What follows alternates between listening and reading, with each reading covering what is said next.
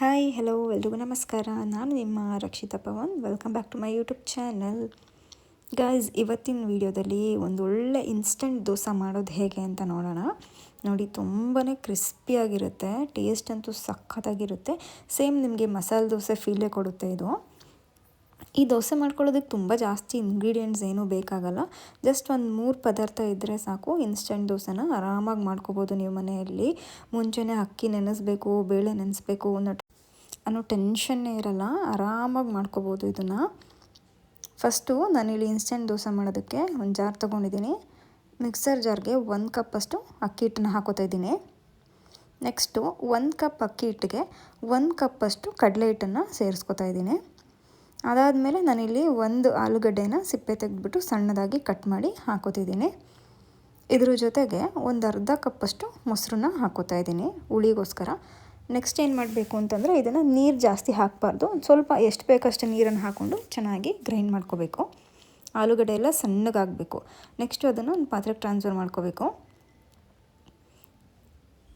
ಈ ರೀತಿ ಹಾಕ್ಕೊಂಡ್ಮೇಲೆ ನಾನು ರುಚಿಗೆ ತಕ್ಕಷ್ಟು ಉಪ್ಪನ್ನು ಹಾಕ್ಕೊಂಡಿದ್ದೀನಿ. ಒಂದು ಅರ್ಧ ಸ್ಪೂನಷ್ಟು ಉಪ್ಪನ್ನು ಹಾಕ್ಕೊಂಡಿದ್ದೀನಿ. ನೆಕ್ಸ್ಟು ಒಂದೇ ಒಂದು ಚಿಟಿಕೆಯಷ್ಟು ಸೋಡಾ ಹಾಕಿ ಚೆನ್ನಾಗಿ ಮಿಕ್ಸ್ ಮಾಡ್ಕೊತಾ ಇದ್ದೀನಿ. ಆವಾಗಲೇ ಆಲೂಗಡ್ಡೆ ಕರೆಕ್ಟಾಗಿ ಗ್ರೈಂಡ್ ಆಗಿರಲಿಲ್ಲ, ಹಾಗಾಗಿ ನಾನು ಇನ್ನೊಂದು ಸಲ ಗ್ರೈಂಡ್ ಮಾಡಿ ಮತ್ತೆ ಹಾಕ್ಕೊಂಡಿದ್ದೀನಿ. ನೋಡಿ, ಈ ರೀತಿ ಫೈನ್ ಪೇಸ್ಟ್ ಆಗಿದೆ ಇವಾಗ. ಈ ರೀತಿ ದೋಸೆ ಬ್ಯಾಟರ್ ಅದಕ್ಕೆ ನಿಮ್ಗೆ ಎಷ್ಟು ಬೇಕಷ್ಟು ನೀರು ಹಾಕಿ ಚೆನ್ನಾಗಿ ಮಿಕ್ಸ್ ಮಾಡ್ಕೋಬೇಕು. ಈ ಹದಕ್ಕೆ, ದೋಸೆ ಹಿಟ್ಟಿನ ಹದಕ್ಕಿದ್ರೆ ಸಾಕು. ಜಾಸ್ತಿ ತೆಳುನೂ ಬೇಡ, ಜಾಸ್ತಿ ದಪ್ಪನೂ ಬೇಡ. ನೆಕ್ಸ್ಟು ನಾನಿಲ್ಲಿ ಸ್ಟವ್ ಆನ್ ಮಾಡಿಕೊಂಡು ಸ್ಟವ್ ಮೇಲೆ ಒಂದು ತವ ಇಟ್ಕೋತಾ ಇದ್ದೀನಿ. ತವ ಬಿಸಿ ಆಗಬೇಕು. ನೆಕ್ಸ್ಟು ತವ ಬಿಸಿ ಆಗಿದೆಯಾ ಅಂತ ನೋಡಿಕೊಂಡು ದೋಸೆ ಬ್ಯಾಟರನ್ನು ತೊಗೊಂಡು ನಾನಿಲ್ಲಿ ದೋಸೆ ಮಾಡ್ಕೋತಾ ಇದ್ದೀನಿ. ನೋಡಿ, ಈ ರೀತಿ ರೌಂಡ್ಗೆ ಹಾಕ್ಕೋಬೇಕು. ನೀವೆಷ್ಟು ತೆಳುಗೆ ಬೇಕಿದ್ರೂ ದೋಸೆ ಮಾಡ್ಕೋಬೋದು. ದೋಸೆ ಸ್ವಲ್ಪನೂ ಹರಿಯೋದಿಲ್ಲ ಮತ್ತು ಸ್ವಲ್ಪನೂ ತಳ ಹಿಡಿಯೋದಿಲ್ಲ, ಅಷ್ಟು ಚೆನ್ನಾಗಿ ಬರುತ್ತೆ. ನೀವೆಷ್ಟು ತೆಳುಗೆ ಬೇಕಿದ್ರೂ ಮಾಡ್ಕೋಬೋದು, ತುಂಬ ಚೆನ್ನಾಗಿ ಬರುತ್ತೆ. ನೀವೊಂದು ಸಲ ಮನೇಲಿ ಟ್ರೈ ಮಾಡಲೇಬೇಕಾದಂಥ ಡಿಶ್ ಇದು, ಮತ್ತು ತುಂಬ ಬೇಗನೂ ಆಗುತ್ತೆ. ಅದಾದಮೇಲೆ ನಾನಿಲ್ಲಿ ಮೇಲ್ಗಡೆ 1 ಸ್ಪೂನಷ್ಟು ತುಪ್ಪ ಹಾಕೋತಾ ಇದ್ದೀನಿ. ನೀವು ಬೆಣ್ಣೆ ಅಥವಾ ಎಣ್ಣೆ, ತುಪ್ಪ ಯಾವುದನ್ನು ಬೇಕಿದ್ರೂ ಹಾಕ್ಕೋಬೋದು.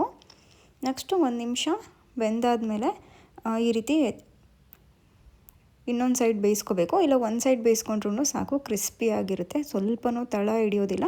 ನೋಡಿ, ತುಂಬ ಚೆನ್ನಾಗಿ ಬರುತ್ತೆ ಈ ದೋಸೆ.